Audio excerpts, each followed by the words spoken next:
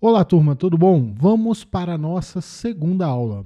Então, no nosso primeiro tópico, nós vamos reforçar o conteúdo sobre microprocessador e microcontrolador. Então, qual que é a diferença? Então, aqui eu trouxe um desenho, aqui um esquema sobre o microprocessador, que possui alguns componentes básicos. Esse da esquerda aqui está no nosso material.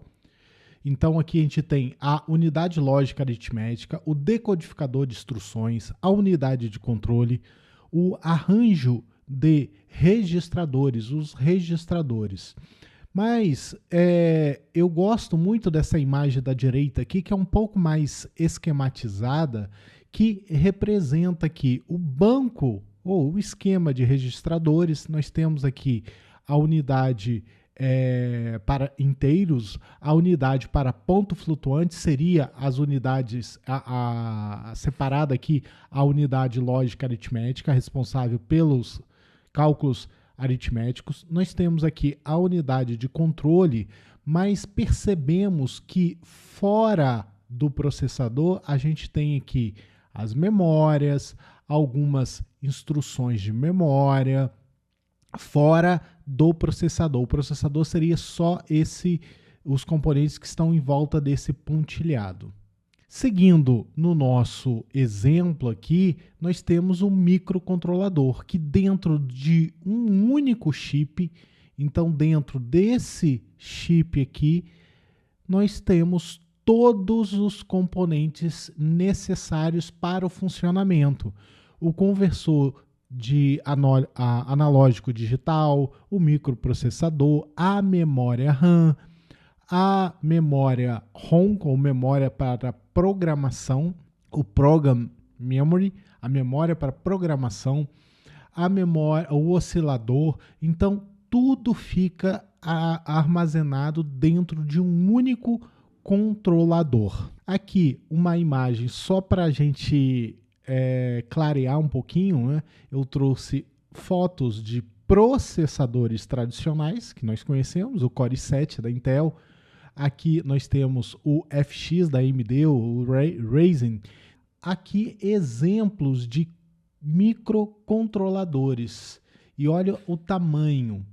Então, aqui nós temos um Arduino, o Arduino Uno, e aqui eu fiz questão de colocar a foto da mão de uma pessoa, né, para vocês terem noção de tamanho.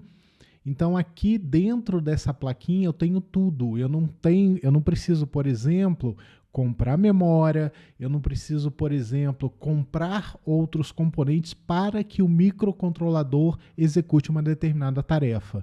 Aqui nós temos aqui embaixo o ESP32. Aqui também outros módulos do ESP também. E aqui uma moeda para a gente ter noção de tamanho. Eles são extremamente pequenos. A gente pode ter um microcontrolador desse dentro de uma lâmpada, só para a gente ter noção. Por exemplo, dentro de uma tomada automatizada, né? Seguindo, vamos estudar alguns tipos de memória. Então, aqui, basicamente, nós temos as memórias de leitura, as famosas memórias ROM, que são memórias que nós programamos, ou que, na realidade, quem programa é o fabricante, né? Ele programa e grava uma determinada instrução dentro da memória ROM, por isso que ela é classificada, ela é gravada geralmente uma única vez, dependendo da sua característica. A gente vai ver aqui outros tipos de ROM, mas aqui a sigla é memória apenas para leitura, então por isso que é ROM. A gente já tem aqui o Read Only Memory. E nós temos outros tipos de memória ROM. Nós temos aqui o P, só para vocês terem noção, o P vem de programação, de programar, o E de electronic. Então a gente consegue uma memória EEPROM, nós conseguimos programar eletronicamente a memória. E esse UV vem de uma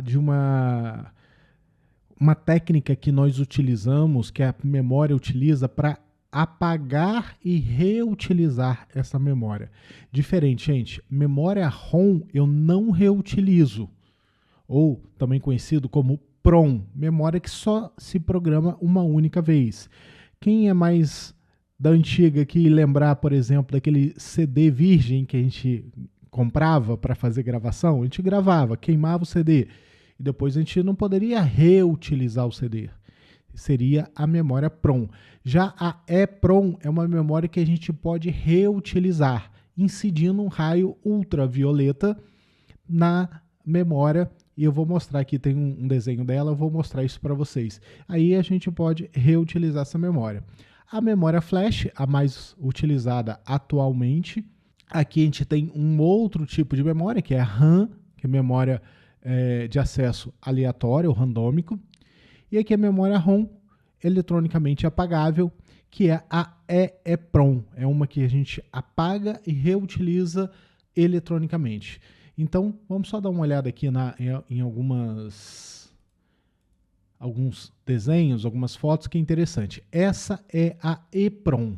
Então, ela é eletronicamente programável. Então, a gente consegue reutilizar. Aqui, nós temos em cima dessa janelinha, geralmente ele vem com um adesivo que não permite a passagem de luz. Por quê? Porque quando a gente insere uma luz ultravioleta nesse orifício que possui um vidro aqui, que permite a passagem da luz, as informações são zeradas e é como se a gente estivesse limpando a memória para fazer uma nova gravação. Então, é uma memória chata de trabalhar. Por quê? Porque tem que pegar, tirar o adesivo, colocar a luz, depois pegar e refazer a gravação. Aí, geralmente, precisa de um equipamento especial, uma gravadora de chip para fazer essa gravação. Então, praticamente se torna inviável e nem é muito utilizada atualmente. Já a memória EEPROM não precisa dessa técnica. A gente consegue gravar eletronicamente, apagar e gravar eletronicamente de uma forma automática, uma forma mais simples. Já a memória flash possui as mesmas características da memória EEPROM, só que com uma tecnologia mais nova, mais rápida e mais eficiente. Então eu coloquei aqui um slide só para a gente relembrar a hierarquia de memória.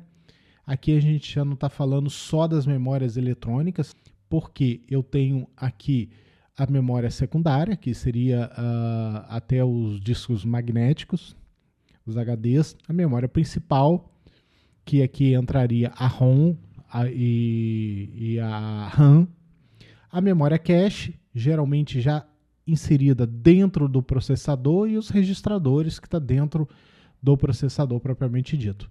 Quanto mais ao topo, a gente tem essas características: maior armazenamento, menor tempo de acesso. Então a gente tem aqui o tempo de acesso menor, capacidade de armazenamento menor. Quanto mais a base da pirâmide, o custo de armazenamento por bit é menor, tempo de acesso é maior, ela é mais lento para gravar, então você tem um maior tempo de acesso para acessar a informação, e a capacidade de armazenamento é bem maior. Então, eu acredito que essa pirâmide ela já foi apresentada para vocês, então não é uma novidade, não. Registradores. Em suma, um registrador ou uma célula de memória é um circuito eletrônico que pode memorizar o estado de um byte. Dentro de um microcontrolador, há vários registradores que são usados para armazenar informações do programa. Essas informações podem ser variáveis de controle do programa, estados de entrada e saída, resultados de uma operação matemática e etc. Portas de entrada e saída.